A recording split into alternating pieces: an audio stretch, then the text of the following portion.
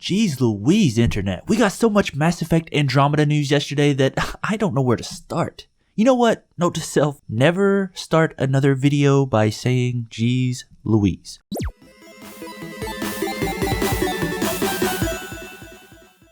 Welcome to Give It Thought, I'm Jake, and let's try to sift through all this Mass Effect news because I guess someone has to do it. So first off, arguably the biggest piece of info to come out of BioWare and EA showing at CES 2017 was the game's release date, which is March the 21st in North America and March the 23rd everywhere else. I have no idea why companies still do those staggered release dates anymore. We all know they have the capabilities to ship the game at the same time everywhere, but here we are in 2017 and this weird practice still happens. Well, at least we finally officially know when the game is coming. Although this is the same release date that leaked with that art book that popped up on Amazon a while back, it also had the release date of March the 21st attached to it, so that leak turned out to be true as many suspected because it was in line with the release dates of the last two Mass Effect games, which also released early in their respective years. This means that the game will release alongside a bunch of other upcoming games that month, including Nier Automata and the new Ghost Recon, as well as Nintendo's new console. March is looking to be a busy month for gamers.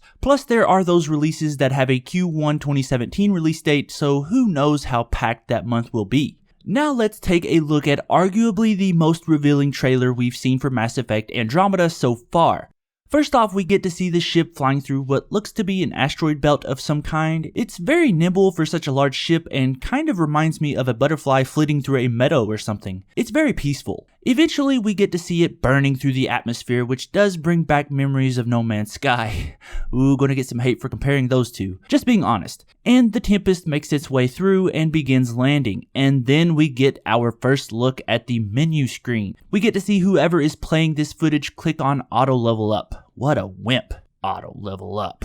After that, we get to see a vast planetscape with lava pits scattered everywhere and some odd-looking spires dotting the environment. Those look too, what would you say, geometric? Yeah, those look too carved to be formed naturally. Right after that, we get another glimpse of the menu and we get our first look at profiles. As Game Informer revealed last month, this entry in the franchise would take a more open-ended approach to character development, as we can see right here. In the trailer, if we pause for a second, you can see that these profiles are grayed out, which means you will likely have to earn those somehow. Maybe reaching a certain rank in another profile or completing a mission that corresponds to that profile will get you those ranks. But speaking of ranks, we can see that you can rank up in each profile because the Ryder player character is rank 1 in both Engineer and Soldier. Knowing that, this snippet of gameplay in the trailer is likely from the beginning of the game. So the player character chooses Engineer and then runs up to a console of some sort, so you may have to switch profiles to interact with different objects. This sounds a bit troublesome, so let's hope it is streamlined somehow. On PC, I'm sure there will be hotkeys, but on console, who knows how BioWare will handle it. Next up, we get to see some skill trees and skill point allocation. There's not much footage of the skill point stuff, but we do get to see a large selection of skills here. The player character selects the flamethrower skill tree, and we get our first glimpse of skill trees in Mass Effect. I'm a big fan of skill tree level advancement in games, especially with games like Borderlands, which I think handles it perfectly. One thing, and this is a real nitpick, so feel free to insult me down below, but I can't stand that rogue R down there that should be on the end of flamethrower.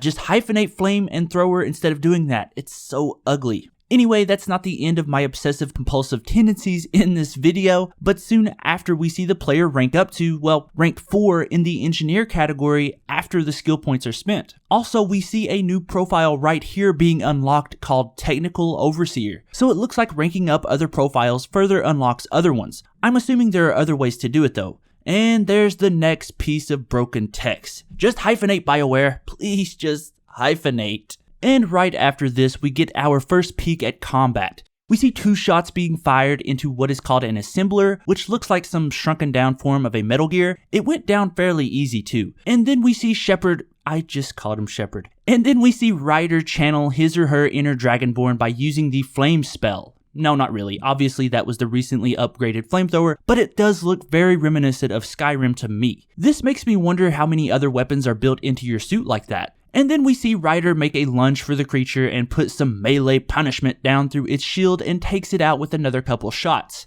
Then we get to see a few more enemies be taken down handily by the player, while we see some on-screen prompts telling you to find cover. The player just rambos through them though, and then it goes to black.